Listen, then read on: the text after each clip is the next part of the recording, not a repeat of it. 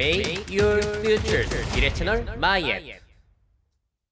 자, 통계청에서 발표한 세계와 한국의 인구 현황 및 전망 자료를 통해서 세계의 인구 변화 속에서 한국은 어떻게 움직이고 있는지 함께 살펴보시죠. 자, 한국 자료는 통계청의 장래 인구 추계 자료를 가져온 것이고, 세계 자료는 유엔의 세계 인구 전망 기초해가지고 전망이 됐다고 해요. 자, 인구 변화를 보시게 되면은 한국은 현재 5,200만 국민에서 2070년 3,800만 국민으로 쪼그라듭니다. 반면에 세계 인구는 현재 79억에서 103억으로 쭉 늘어날 것이라고 예측이 되고 있는데, 이거는 폭이 굉장히 넓어요. 그래서 제대로 가봐야 아는 거고, 근데 한마디로 한국은 인구가 줄어들고 세계는 늘어난다. 이거는 변치 않을 사실일 것 같아요. 자, 그래서 내수 시장보다는 해외의 중요성이 계속 커지고 있다라는 거. 자, 퀴즈. 미래에 인구가 가장 많은 대륙은 어디일까요? 아프리카? 아시아? 북미?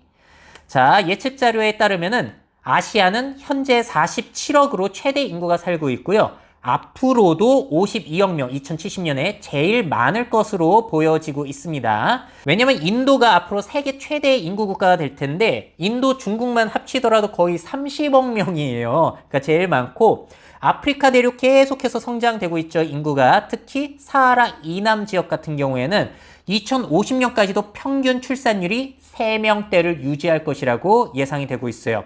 자, 한국은 그 와중에 쪼그라들고 있다는 거. 또 퀴즈입니다. 그렇다면 미래, 세계의 고령화는 어떨까요? 우리나라는 굉장히 심할 것인데, 현재 세계는 10%의 65세 이상 인구가 있다라고 친다면은 2070년에는 그게 20%가 될 것이라고 해요. 2070년에는 세계가 초고령 지구촌으로 바뀐다는 것이죠. 근데 반면에 우리나라는 현재 17% 정도에서 46%, 세계 고령화 비율의 2배가 넘는다는 겁니다. 그래서 고령 산업은 한중일, 유럽 선진국 이런 쪽에서 하시면 좋을 것 같고, 청년, 아동 산업은 인도, 아프리카 대륙 이런 쪽을 생각해 보시면 좋다는 거죠. 자, 그렇다면 세계 합계 출산율도 보시도록 할게요. 이거는 OECD뿐만이 아니라 전 세계 합계 출산율이에요. 2020년 기준으로 2.32명. 원래 인구가 유지되는 기준이 2.1명이니까 2.3명이면은 인구가 세계가 늘어나고 있다는 겁니다. 근데 OECD, 선진국이 가입한 OECD의 평균은 2020년 기준으로 1.59명이에요. 자, 왜 이렇게 그러면 차이가 나는가? 역시나 아프리카 대륙을 보시게 되면은 1970년에 합계 출산율이 6.7, 2000년에 5.1, 2021년에 4.3.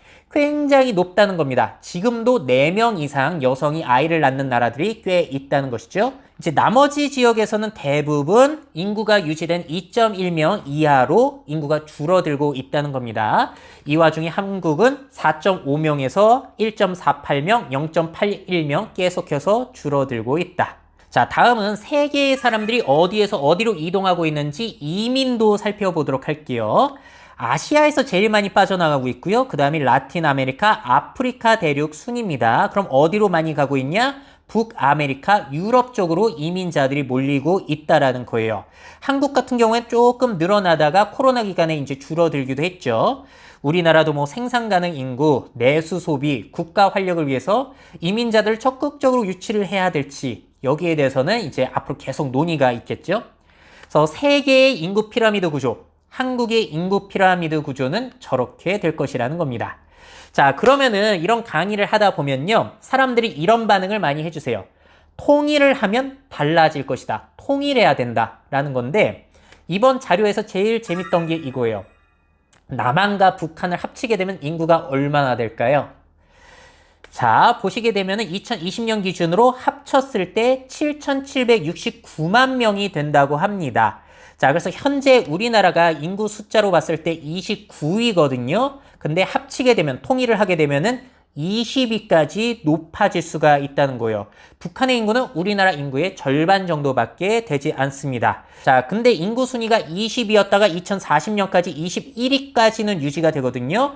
문제는 2070년까지 장기적으로 봤을 때는 북한이나 한국이나 다 인구가 줄어들어가지고 합쳐봤자 6,140만 명, 39위로 떨어질 것이라는 거예요.